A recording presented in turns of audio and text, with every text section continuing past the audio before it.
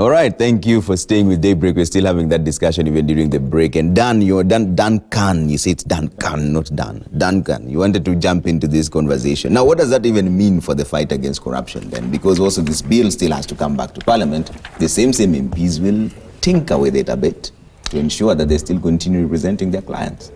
Indeed, that's my biggest fear, because ideally, the president doesn't make laws. Laws are made actually in Parliament. And these are the same people who are being accused of this conflict of interest aspect. So we've seen in history, they've always ganged up. When their interests are actually at, if there's any jeopardy to their interests, they always talk as one. You won't actually notice there's someone from one party, from the other party, this gender from that gender. They always talk as one. So chances are very high that bill by itself will find a very rough patch the moment it lands in Parliament. And that's why I still say the best way will be to get an advisory opinion from the Supreme Court. That is why the framers of our Constitution had the Supreme Court there, and they said this is part of the function of the Supreme Court. Once they say that, as much as it is advisory, it will actually guide. It's actually akin to a law by itself. It's the easiest way, and the AG should have advised on that particular path. Thereafter, a bill can actually come, and it will actually have to take place because it's in pursuance to a Supreme Court decision. But having said that, and just to touch on what Nelima and my learned colleague have indicated, what I will want to tell Nelima, and people always make this kind of assertion that lawyers, everything is about the law, lawyers are the ones governing. What I want to tell Nelima, and I always tell everyone, everything in this world is guided by law. Her own birth, anyone's death, marriage, everything, whether you like it or not, as long as you are here, law will actually guide you. And to that extent, then lawyers will be part and parcel of it. The law-making process by itself, Parliament itself is a law-making entity. That is why we always prefer a lot of lawyers to go there. Nonetheless, it doesn't mean that there's a carte blanche that because you're a lawyer, you'll actually steer the country in a wrong way, or you're the only one who will understand the Constitution or the laws. To that extent, and to what, just to answer Steve, ideally you cannot say it is a black and white aspect, because we look at it, we had a very good Constitution. Chapter 6 is very clear on these particular issues. Then we talk about conflict today. I would want to say that we are all guilty of watering down Chapter 6, even the president himself. And we start from even looking at the DPP himself. The DPP comes from NIS. NIS is actually part of the police, the police service itself. They are the ones who give information about criminals and all that.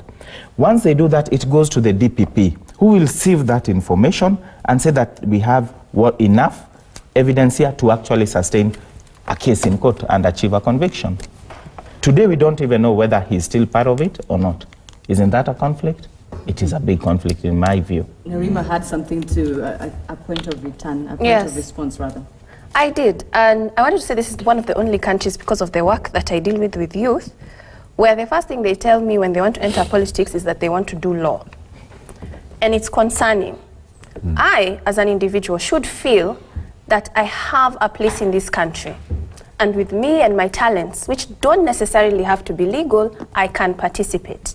But this is the only country where most people, even journalists themselves, are in law school currently, because they want to be able to understand what is happening in this country. Steve, that is the problem. Yes. And that is fact. I have not said anything against the law, but I admire other countries, including the UK and Germany, where we have individuals who can be a truck driver. We have a current president right now who was, first of all, in jail and won. And we have people who did music and actresses. We have a comedian who's a president of a particular country. A DJ. Thank you. A former one. But here, people want to be concerned as to whether you understand the law and can quote articles in the Constitution. No, and that is the debate that I would like us to have. Not that I'm saying that there's anything against lawyers. I'm just saying that lawyers have sort of overtaken when it comes to the limelight of politics in this country. Yeah, Nerima is right. So she's right. I just want to amplify that because it's not the lawyers creating the problem. It is the public deepening the problem. There's a problem of over-reliance on the law. over-investment on the law. And I agree with them because, you see, the law and common sense are inextricably linked. You can't separate the law and common sense. My mother is not a lawyer, but I consult her a lot, even in my professional life. I tell her, what do you think? She'll tell me what would common sense require in those circumstances. Then I'll tell her, but common sense would require, that's the law. So find an interpretation that matches what common sense requires. You see, if Kenyans keep on hiding under the sanctity of the law to escape difficult and urgent conversations like the state of our political morality, the state of our culture, the deterioration of good manners, you will never get anywhere. You'll keep on legislating, renovating, but then as soon as you renovate the law, there'll be an opportunity to circumvent the law. So I think why I agree with Nerima is this, there's a conversation that is missing. How can we frame solutions without always relying on lawyers? How can we frame solutions without always over-investing in the law? Okay. And that's why the president says, we are returning the river to its course. Okay, let's just come here for a little bit before even we continue a bit further. Ladies and gentlemen, I want to hear your thoughts also on another part within the speech, which other people might feel it's also a bit of conflict. The fact that the president came out and said that civil servants shouldn't have side jobs, as much as it's also in the Constitution in terms of legal terms. But was that fair, given that everyone knows his last name, everyone knows the influence that they have in the private sector, in this economy and so forth? Is it fair to say as a civil servant, given the economy that we have in this nation, not to have any side business? Gabriel? And you know, I think, again, lawyers will take this to the logical end. But not only was the way the president's speech was done and how he brought it out, which was quite a very good thing. He not only spoke to the public sector alone. I felt this went through even to the private sector. There is that deficiency of, handling or having an element of conflict in so many ways. I mean, when you're talking to a lowly, public servant who has a kiosk somewhere, and he's spending much time thinking about it, and sometimes actually takes leave from work to go and attend to that function, it is actually stealing from the public, because yes, he's getting paid by the public, but at the end of the day, he has a business also that tends to actually keep him away from his core function. So those are some of the things that you're looking to when the president pronounced himself as, this is a conflict of interest. And from the way I heard that speech, he not only was speaking to the people within government, but also to the private sector. Ask any person, ask any CEO of a big company, they will tell you, we also suffer from that issue as well. And there are so many companies that I know that have put forward what you would call a company policy, that you cannot engage in business while you're working. But it's the same civil This is something that covers, that covers an entire arena of professionals. It's not only in the unfortunately, at the end of the day, those same civil servants, I'm thinking of people like doctors, nurses, teachers, police officers, they're paid very poorly in Kenya. No, but you see, you can't look at it that way, because again, we go to where we started talking about legislating morality. There's something which is right and something which is wrong. If you took employment fully well knowing that you have a side hustle, yes, you're a doctor, but you're also in civil service, I mean, clearly, why did you take the job then, even if it was you're getting paid lowly? At the end of the day, you are stealing, passing not from government, but from the taxpayer. All right? So either way you look at it, there's an element of corruption that you are actually perpetrating. Whether or not the pay, your salary, your remuneration notwithstanding, you are stealing from the public. And many of them are there. You have doctors. We had an issue, again, morality. We had an issue where you have doctors in public hospitals who end up having private clinics, and you find that the drugs that are missing from those public hospitals make way to their private clinics. So should the example come then from the president? Do you need a law to legislate theft, that is seriously wrong. Before we even take this person to court, it is wrong, because you have a child who cannot afford, who runs that public hospital, and when they arrive there, there are no drugs. They are sent to do, that particular element that they needed in that hospital, they are sent to a private clinic. So the president should be the wrong. first form of example. He should be... Totally, and I know where you're going with that talk. question, and that's going to raise fire. That's going to raise fire. and you don't want to delve into it. I mean, because it's true what Zinzi is saying, that if you're leading by example and everybody knows your interests. And I've heard people talk about it, and how deep are we going to go? Because people are saying, the interests are known. Yes. And I think that's going to run deep. It's going to run deep. That's a very safe statement. But Duncan, what do you think? It's actually something that, as a country, if you are to deal with such issues, we cannot shy away from talking about them openly. Yes. We cannot shy away from saying this we believe is wrong, so that the same rule that applies to one side will apply to the other. And that's why the theme of my discussion today is that we are authors of our own misfortune, and we cannot purport to cry today. And looking at it widely, you'll actually see, and that's why I indicated, and we've said it here, when the Supreme Court was handling the presidential petitions, both sides of the divide, you could see the same Kipchumba Murkomen, my learned colleague, was actually representing the president's side in the Supreme Court, properly attired to represent. On this other side, James Orengo was there. They were actually leaders in this particular conversation. Why didn't we talk about it then? Therefore, we lose the moral authority to talk about it when it comes to now Sonko, when we didn't talk about it when it was us being represented in court. But if this was a standard rule, and that's why I was saying, Chapter 6 should have been a standard rule. And let me tell you, if it was applied the way the president is telling us today, he will not have been president in 2007. Even him? Him and his deputy. Remember, it went to court, and the court said, watered it down. And from that day, people have said it has been watered down. Okay. And we need a whole reinvigoration of the same to actually start afresh. But we cannot start it today, then tomorrow we water it down. And that's why even Nelima, she gives us the examples of these countries. You'll notice those are developed countries. They are way further than us, and laws are progressive.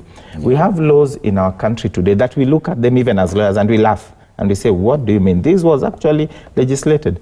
And that's why we always have new laws, and laws follow necessity. So that if we find there's a certain necessity, we'll actually try to legislate. But remember, and I agree with my colleague panelists, that there's only a certain extent you can legislate on good manners, on behavior and bad manners. Some things are bad and they're bad. No matter how much you try, you do that. But you'll notice, Trevor, just 1 minute, we are here because the moral fabric has broken down. We look at churches that are in court. You look at your pastors, what are they doing? What are we seeing in the news? We cannot then run to churches. Look at our leaders. We cannot even go there. Look at the family setup. People are killing each other. People are killing their children. There's a total breakdown of the moral fabric. And that's interesting, Nerima, because we are seeing a situation where the executive, legislature, and the judiciary are not seeing eye to eye. There's no camaraderie. For example, the Chief Justice wasn't there. And we can speculate on this, and maybe there was something that he was attending to, but for the Deputy President to recognize him in absentia means he did not officially communicate that he wasn't coming. This is also coming at a time when he said that he will choose which function to go to until the day his judiciary is recognized. What then does that mean for the ordinary mwananchi if the arms of government that you think will put everything in check are not seeing eye to eye? They themselves have their own drama. Yeah, they do. And I think as much as we're talking about the law and the legal aspect of it and how proud we are about our constitution, is the very fact that it gives people power, and it's supposed to feel that the law is to protect us. So when we see the different arms not seeing eye to eye, where at the end of the day it's to defend and protect the people, then we're concerned when it looks like petty mind games between the different arms. Especially, we should be worried when the judiciary is underfunded, because it means that as an average citizen, having access to law is something that is not going to be easy to have access to. When you have people where we're here talking about what is morally right or morally wrong, how is someone able to go to court and defend a certain issue, you're going to start avoiding the courts. Yeah. Then what are you left with? Do you still now just go to the chiefs? Is it about mediation? Yeah. And what does that mean? And so I think that it is a sign when we're seeing such a huge event such as Independence Day, and we have the Chief Justice not being present. That is a huge sign, and it's something that we should be concerned about our president making sure that they can sit down as the executive, judiciary, legislation, and to be able to sit down and agree together, because we cannot be also talking about a BBI. How are you talking about national cohesion and unity when the very arms that are supposed to implement that cohesion and unity are not seeing eye to eye? Yeah. So it's double speak. Okay, Steve, what do you make of the absence of the Chief Justice? What kind of impact does it have? Are we actually serious when it comes to fighting graft? Because at the end of the day, all those cases will end in the judiciary. The unexplained absence. So we have to wait to get official communication where the Chief Justice was instead of pontificating. But for the DP to recognize him in absentia, means there was no official communication. It's unexplained. That's why I'm saying unexplained. And the seat is vacant, it's right there. Once there's a communication, but there's no obligation in law that the Chief Justice must attend all state functions. But let's wait first to get the kind of explanation that comes from there. Then we can then begin to review what he has said in light of this. There could be a good reason. And always, the presumption is he has acted in good faith. Maybe he was held up by not attending. I don't think the executive, judiciary chief. He did actually say that. He said that, but until he speaks, we have to wait. But let me just. He did speak, Steve. Yes. Let me just address. He spoke to that, yes, but I'm talking about snubbing the state function. You have to wait for the official communication. If there is no communication, then we may be permitted to infer what we want to infer. But here's the thing. To respond to what Gabriel said, we have the Public Service Values and Principles Act. Right. And the Public Officers Ethics Act. And other laws that read in totality discourage public officers from doing business with government. And it's just, Kenya is part of the global family of nations. The way we legislate mirrors the progressive legislation happening in other countries. We're not trailblazing. We are legislating in a manner that is consistent with the global realities. And the global reality is you must minimize public officers interacting or doing business with itself, with government. Because then you can influence how you get this, who gets what done. And then you can also sabotage. You can precipitate a crisis in public so that you can solve it. The incentive for corruption is higher if you permit public officers to do business with government. It's not just a Kenyan phenomenon. So this is long overdue. Actually, the laws exist, but we can reinforce those laws. I think the niggling challenge is this. We have a history of constantly undermining the independence of key offices. And let Kenyans have a settled understanding of this issue. The functional and institutional independence of offices such as of the DPP, EACC, Judiciary, even Parliament, even the Executive, very much relies not just on the architectural integrity and assurances within the Constitution, but also on public support and political goodwill. You need four things. To be able to work independently the way the Constitution envisions, you need to have a robust infrastructure, the legal infrastructure. The law must cushion you from external interference, which is already in place. Number two, you need to have political support, political goodwill. If you have the elected wing of government undermining independence of key organs, be it the judiciary, be it the EACC, the DPP's office, or any other organ, or even these commissions, like KNCHR was at a time at one point was under constant attack by Parliament. Remember when they filed those reports of human rights violation and so on and so forth, they cannot animate their independence well. Number three, you need public support. Public vigilance. You see, these offices are designed to serve the public. When politicians are attacking and undermining their independence, the public should come out. In places like India, by way of comparison, it is the public that supports the Electoral Commission. And they stand with the Electoral Commission, and the Electoral Commission does a good job every time because they know they have the support, unqualified support of the public. Which means there's room to make mistake. When you make mistake, we will interrogate. Are those honest mistakes that are permissible in the law, can be forgiven? Or are they deliberate mistake, which now you could be punished for it? As it is now, I'm seeing an attempt to diminish or devalue the functional independence of these organs. The president is clear. You people wanted, all Kenyans, wanted the president to match his rhetoric, with action. In this term, we have seen the deputy CJ arraigned, we have seen sitting governors arraigned, we have seen MPs. What more do you want? For these officers to, Kenyans must also begin to appreciate, these offices are held by human beings. Yeah. If I was in that office, the ESCCD people of the judiciary, and I'm trying my best, in a poisonous political context, and then I can't get public support, who tells you that I cannot be demoralized? Okay. I can say, fine, I have a fixed term. Yeah. I can also earn salary and wait. Okay. Let the next person come and also mark time. You must support these offices by design of the law. Okay, Nerima disagrees, but Dan can Trevor, my learned colleague is actually doing a big injustice to the CJ. He's actually watering down the CJ's message. The CJ, as he rightly says, there is that presumption that he's acting in good faith.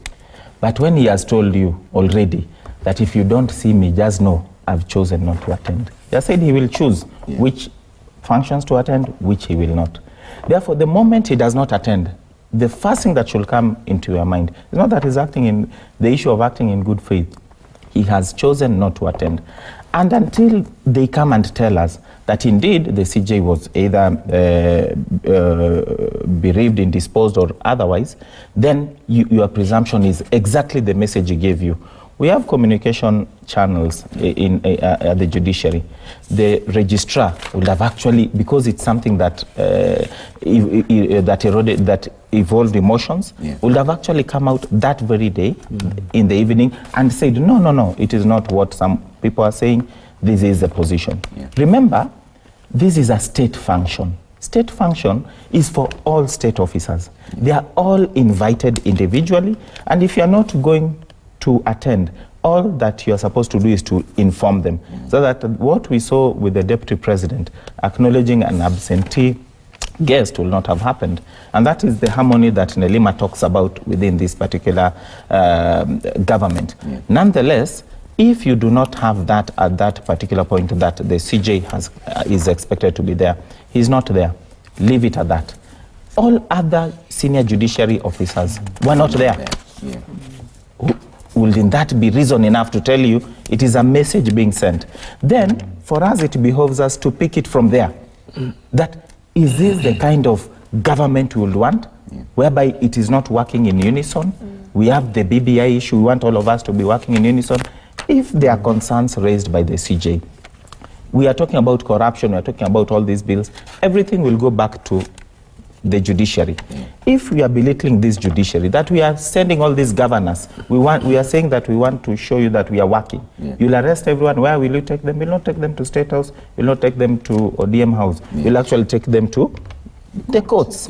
And you are actually belittling these same people who are supposed to enforce this. It means one hand is doing this, the other hand is doing the opposite. Will not move. And Maraga was very clear, because he did say that the reason why all these things are happening is because, and he even posed and said, you want me to tell you why? It's because they want to control the judiciary. Exactly. That was his direct statement. So, Gabriel, what do you by the way, I think you need to correct me here, but I thought after the CJ did a presser, I think he complained much of it was about the budget. That was allocated to him, and the budget was corrected, if I may, put it. And apart from some of the contents that came out, the issue of the car came out as well, and I think so many Kenyans actually that's what they saw. Really, I think the car coming out, the Mercedes-Benz, actually may have, and this is my opinion, may have actually watered down what he wanted to communicate. So. People have started tweeting, if you're looking at your Twitter, and people are making banters. Did he miss a national event because a car, Mercedes, was not provided? Some of these things that, that Kenyans are happy to talk about would it have been. But I also agree with Wakili Steve here when he says it's sometimes good to wait until we know exactly why the CJ was the entire judiciary wasn't there. Why are we running away from this? But you see, all of them were not there. One person can be incapacitated, but not everyone else. If the budget was the issue, this coincidence it could have been, and now it appears it was. And now it appears it was deliberate. But again, Why? Why? Because the last time I checked, when he complained about the budget, which was fixed, then what kept him, from not coming? If, by the way, if we shake this a lot, would it go down to the car? And that's what leaves us a bitter taste, because it should not, it should really not. To me, this was a very important function. Okay, this was a very important function. We had very great speeches, not only from the president himself, but also the deputy president. Gave out very great speeches. So, I don't see why an office such as that of the snap this. But exactly. Nerima, there was also something that Steve brought up, that what more do people want to see? This is the time when governors have been arraigned and the DCG has been arraigned. What more do you want to see in the fight against crime? Those very governors are still in office. There's no actual convictions. Yeah. There's no one. That's what I'd like to see. That's what.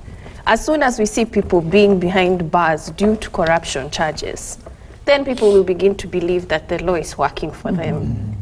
I think so. Let her finish first. I think so, because right now, frankly, even when we see how Governor Sonko was arrested on a Friday, it was expected, because they only do those arrests on Fridays. So you feel like it's a razzmatazz, it's dramatic, and then we laugh about it, and then we continue with life. Nobody is even sure what happens after that. We just hear that the court cases are being dragged, there's no conclusion, but people will finish their terms. And as much as people say, yes, we should be happy, at least there are sitting governors, high-level officials who have actually sat in jail. That has never happened in Kenya before. We should count it as progress. Fine, we can count it as progress, but it doesn't mean that it's the end of the journey. I think we can do better. I think when we talk about the kind of corruption we're speaking about and the kind of debt that we're speaking about, if our president was truly serious about the war on corruption, we would be talking about people actually being charged and losing their jobs. So you feel this is all smoke and mirrors? Very quickly, Trevor. I think we've also lost it a little bit, because I believe, I'm not holding brief for the president, but I believe the war on corruption has brought about figures who have been taken to court. And I agree with Stephen. What do you want? What can the president do more? And I feel sometimes the heat goes to the CJ and the judiciary when we say people who actually did or commit offenses that were similar in other jurisdictions, something like the chicken gate, for example, have actually served time in the UK and they've come out. Yeah. What is wrong with our judiciary? And this is probably where the president was pointing. I mean, there is evidence there. We've brought these people to court, to your courts. Why are they working? And probably that's the pressure that the CJ may be feeling. Could this be why he sometimes feels as if blows are being thrown at him? There is some element of, and this I can say personally, from my view, there is an element of lethargy. Yeah. Sometimes I feel when we come to prosecuting these cases. And sometimes evidence can be there, but you have a way that these people, and they are crooks, and you can tell they have actually stolen and they have misappropriated funds. They have actually been caught in the cookie jar, but still they walk. Yes. And they are spending all these monies, trying to fight the very same. Gabriel, we need to take a commercial break, but I really want to get your thoughts on this. The fact, I get where you're coming from, but if you look at, for example, even the defense team in these corruption cases, Sonko being the latest, a defense team with 2 lawyers and you have 12 advocates. Are we serious about this graft case? You see, there's something, it is true that, what Wakili again started by saying, they are presumed innocent until they are proven, to be guilty. But still there is an area where they are allowed to manipulate the justice system. But the judiciary should not fall for it. Half of the time, that's what I feel. I mean, if a similar case, same case, has actually proved, to have been corrected in other jurisdictions and people have taken, what is wrong with our judiciary? I think this is a conversation that you should have as Kenyans.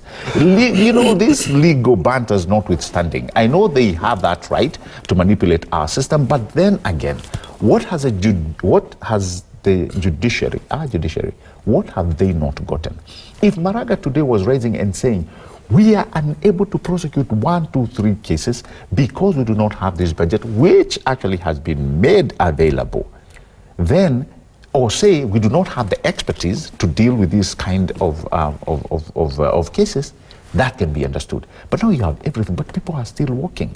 So we are left asking, as Kenyans, the fact that we want to see convictions, the fact that we know, the DCI cannot do these convictions, the best they can do is put, the case together and take it to the judiciary. And when these people are working, we have to ask, is our judiciary the weakest link? Right. That's just a question. It's actually a concern that many Kenyans are asking. Duncan and Steve will come back with your feedback. Right now, we'll want to take a quick commercial break. When we come back, we'll take a look at your feedback as well and discuss the extension of the BBI task force and how do we get better from here? Something that Gabriel had begun the conversation with. So stay with us. See you in a bit.